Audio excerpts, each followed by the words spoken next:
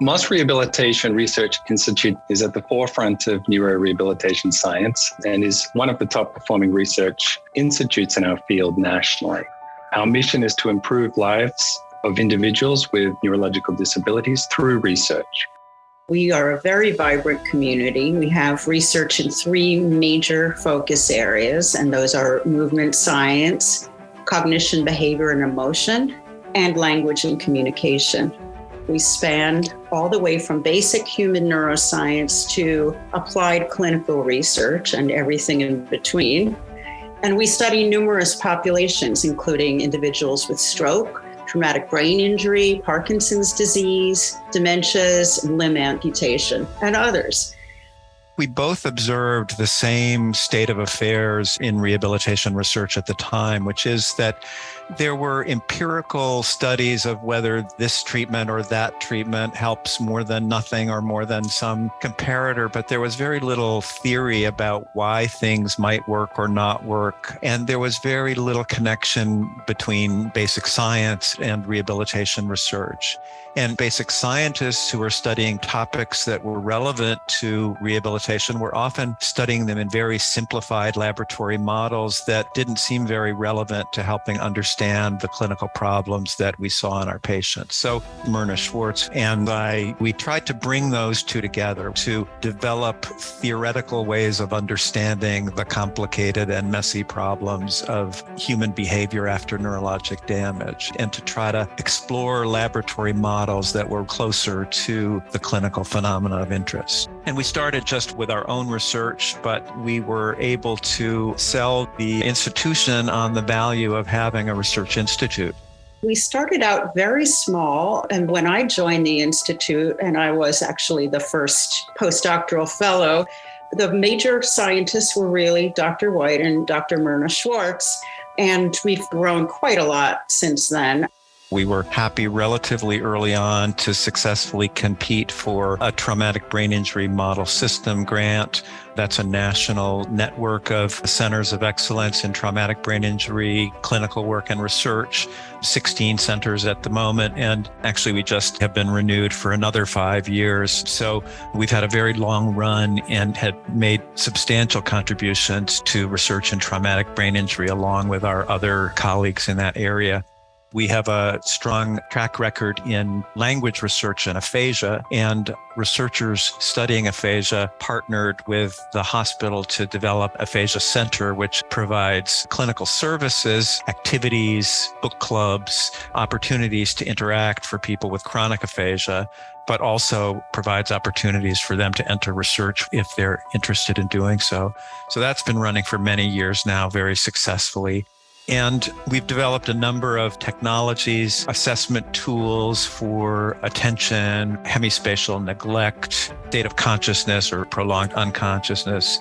And we have been instrumental in developing the rehabilitation treatment specification system, a conceptual framework for trying to define rehabilitation treatments with respect to their known or hypothesized active ingredients. The patient registry is another feature of this institute that is really world-class. And if you're doing clinical research, you really need to have ready access to willing and interested research participants. And it can be a real bottleneck for many other centers. And a new initiative is the Klein Family Parkinson's Rehabilitation Center, which is another exemplar of integration between science and clinical practice. We've recruited top postdoctoral trainees to our NIH-funded training program in collaboration with the University of Pennsylvania. This merger represents one of the most significant events for the future prosperity of the Institute. Recently, we've transitioned our scientific staff into university faculty positions with the Home Department of Rehabilitation Medicine at the Sidney Kimmel Medical Center at Thomas Jefferson University. The depth and quality of our scientific work is remarkable, and the team science approach supporting this common mission is to a large part attributable to our success.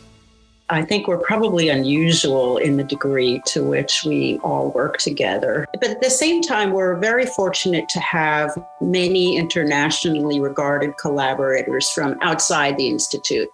I think prominent outside researchers want to work with us because they know that the research conducted at MRRI is very high quality.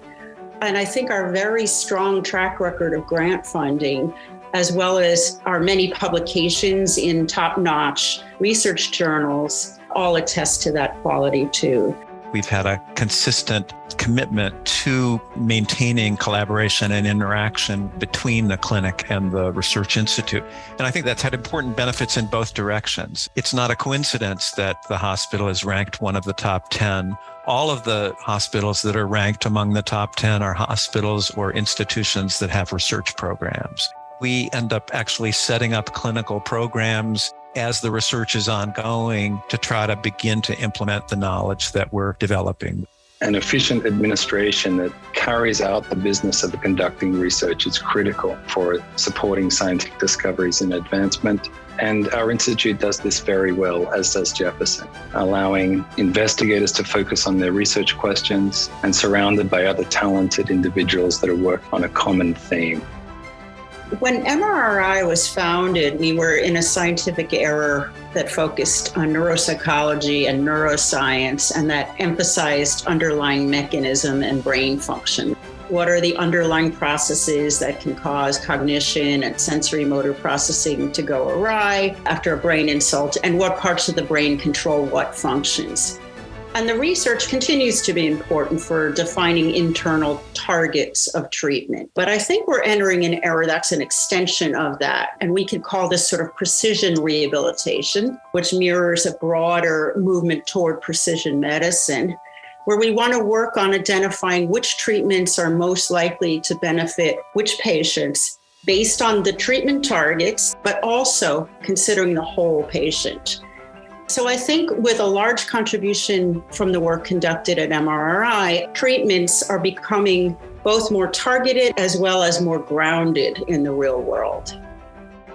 Building on an impressive track record over the last 3 decades, over the next 10 years, I expect tremendous opportunity for growth. We have been extremely thoughtful and agile in terms of how we've grown our scientific team over the years. We've always had an eye toward the important problems that need to be solved and the best scientific approaches for tackling the big questions in the field. And of course, that's a moving target. And so I'm very optimistic that we're going to continue to grow in ways that will augment our existing strengths and complement our existing strengths in cognitive neuroscience, in language, in traumatic brain injury, and in movement science.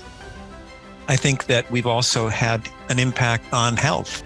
Some of the work that we've done has had an impact on practice guidelines for different clinical conditions or on federal reviews of the state of science in particular areas. So I think we've really helped to set the trends for rehabilitation in a number of areas.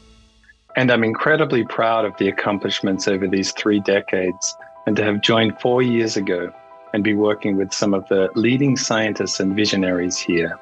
And I would like to say congratulations on the 30th anniversary to the entire MRRI community, past and present, for our joint success.